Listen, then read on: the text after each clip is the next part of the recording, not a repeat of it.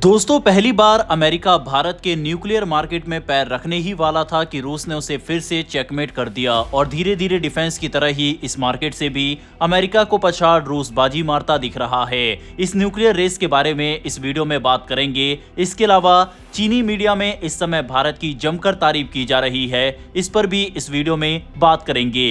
पहले बात करते हैं भारत के न्यूक्लियर पावर सेक्टर की। अमेरिका अभी भारत में अपना पहला बड़ा न्यूक्लियर प्लांट लगाने की तैयारी कर रहा है, जो आंध्र प्रदेश के क्वाडा में बनेगा। इसमें 6 बड़े रिएक्टर लगाए जाएंगे। अगर ये प्रोजेक्ट शुरू हो जाता है तो अमेरिका पहली बार भारत के न्यूक्लियर मार्केट में उतरेगा। यही बात रूस को सबसे ज्यादा परेशान कर रही है, क्योंकि रूस कई सालों से भारत का सबसे बड़ा न्यूक्लियर पार्टनर रहा है। इसी वजह से रूस के राष्ट्रपति पुतिन इस बार भारत आए तो शुरुआत से ही न्यूक्लियर सहयोग पर जोर देते दिखे। अपनी यात्रा से एक दिन पहले उन्होंने इंटरव्यू में साफ कहा कि भारत और रूस आगे न्यूक्लियर पावर में कितना बढ़ सकते हैं, ये इस बार की मीटिंग का सबसे बड़ा मुद्दा होगा।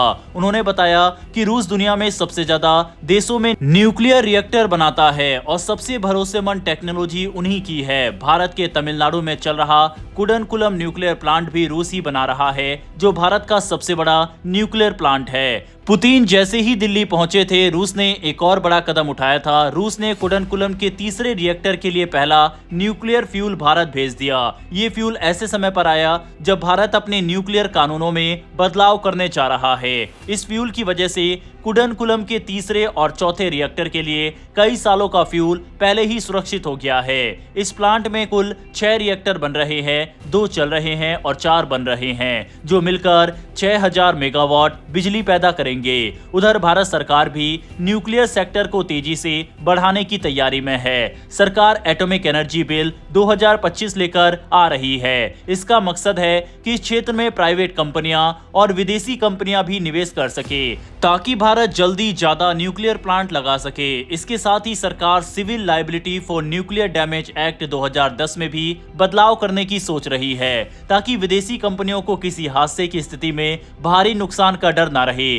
इस बदलाव के बाद अमेरिका, रूस, फ्रांस जैसी बड़ी कंपनियां भारत में न्यूक्लियर प्लांट लगाने के लिए और उत्साहित होंगी। भारत ने 2031-32 तक अपनी न्यूक्लियर क्षमता को 8180 मेगावाट से बढ़ाकर 22480 मेगावाट करने का लक्ष्य रखा है और 2047 तक भारत का सपना है कि वह 100 गीगावाट न्यूक्लियर पावर बनाए। इतना बड़ा लक्ष्य पूरा करने के लिए भारत को कई देशों की टेक्नोलॉजी और निवेश की जरूरत पड़ेगी। बजट 2025-26 में भारत ने छोटे न्यूक्लियर प्लांट यानी SMR स्मॉल मॉड्यूलर रिएक्टर के लिए 20,000 करोड़ रुपए भी रखे हैं। ये छोटे, सुरक्षित और दूर दराज के इलाकों के लिए बढ़िया होते हैं। रूस ऐसे छोटे प्लांट पहले से बनाता है, समुद्र पर तैरने वाले भी और जमीन वाले भी। और पुतिन ने साफ कहा कि वो भारत में भी ऐसे प्लांट लगाने में मदद कर सकते हैं। अब स्थिति यह है कि भारत न्यूक्लियर पावर को अपने भविष्य की सबसे बड़ी ताकत बना रहा है।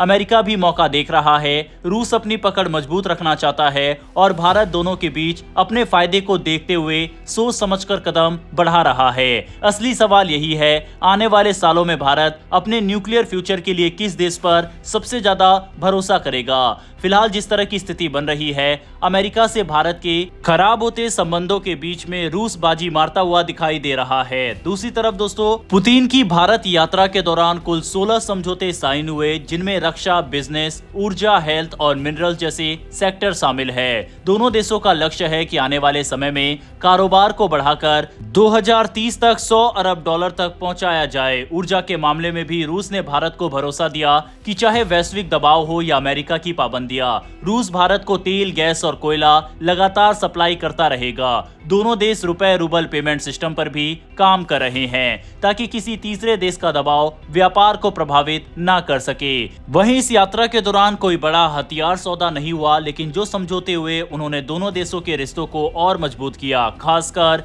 न्यूक्लियर एनर्जी, शिप बिल्डिंग और क्रिटिकल मिनरल्स में सहयोग को नया बढ़ावा मिला है। वहीं वहीं डिफेंस से जुड़ी खबरें धीरे धीरे सामने आती रहेंगी। चीन के बड़े अखबार ग्लोबल टाइम्स ने इस विजिट की तारीफ करते हुए कहा कि ये दुनिया के लिए एक साफ संदेश है कि भारत और रूस के रिश्ते बहुत मजबूत है और किसी भी तरह का दबाव इन दोनों देशों को अलग नहीं कर सकता। ग्लोबल टाइम्स ने कहा है कि पुतिन की भारत यात्रा दुनिया के लिए एक स्पष्ट संदेश है कि ना तो रूस अकेला है न ही भारत, यानी उनके अनुसार भारत रूस के बीच सहयोग पश्चिम द्वारा लगाए गए दबाव के बावजूद जारी रहेगा। बहरहाल दोस्तों, डिफेंस और फॉरेन पॉलिसी से जुड़ी डेली ऐसी वीडियो के लिए नीचे दिए गए सब्सक्राइब बटन को प्रेस कर बेल आइकन को दबा लें। फिर मिलते हैं एक नई वीडियो में।